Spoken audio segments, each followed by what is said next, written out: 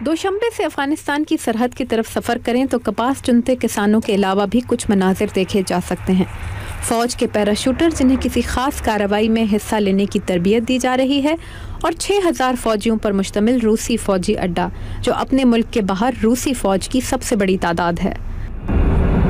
لیکن افغانستان سے تاجکستان میں داخلے کے لیے 4 کروڑ امریکی ڈالر کی لاگت سے تیار ہونے والے پنجی پویاں کے پل کے قریب تاجک پولیس دریا تک آنے والی ٹریفک کو 1 کلومیٹر پیچھے ہی روک لیتی ہے۔ یہاں فوٹوگرافی ممنوع ہے۔ ایک بڑی تاجک آبادی دریا کے پار افغانستان میں رہتی ہے، تاجکستان میں نہیں۔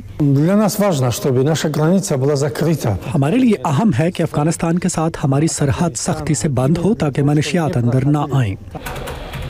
لیکن انٹرنیٹ پر بلاگ لکھنے والے ظفر عبداللہ یہ کہتے ہیں کہ مسلمان اکثریت والے تاجکستان کو اصل خطرہ منشیات سے نہیں، انتہا پسند مسلمانوں سے ہے۔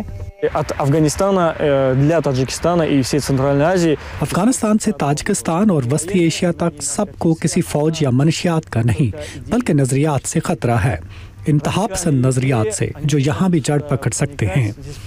گزشتہ ماہ ایک خودکش حملے میں سابق افغان صدر برہان الدین ربانی کی ہلاکت کے اثرات، جنہیں افغانستان میں رہنے والے 80 لاکھ تاجک اپنا رہنما سمجھتے تھے، تاجکستان تک محسوس کیے گئے۔ برہان الدین ربانی کرزئی حکومت کی جانب سے طالبان کے ساتھ مفاہمت کی بات چیت کر رہے تھے، اور اپنی ہلاکت کے دن سے 4 روز بعد انہیں تاجکستان میں ایک اجلاس میں شرکت کرنی تھی۔ حال ہی میں دوشنبے میں ہونے والی ایک کانفرنس میں افغانستان کے سفیر عبدالغفور اریزو نے برہان الدین ربانی کی ہلاکت کے لیے بیرونی عناصر کو ذمہ دار ٹھہرایا۔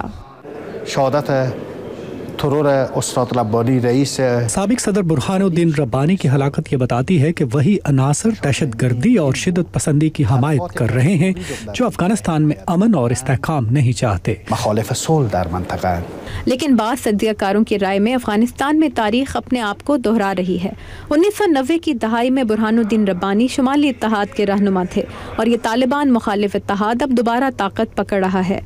اسماعیل راکماتوف دوشنبے میں تاریخ کے استاد ہیں۔ شمالی اتحاد طاقتور ہے، وہ افغان حکومت اور وزارت دفاع میں بڑا اثر رکھتا ہے۔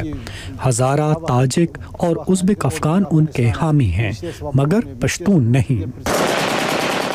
افغانستان سے امریکی فوج کے انخلاء کے آغاز کا اعلان سامنے آنے کے بعد تاجکستان کے لیے افغانستان کے ساتھ اپنی جنوبی سرحد کو محفوظ بنانا اور بھی اہم ہو گیا ہے۔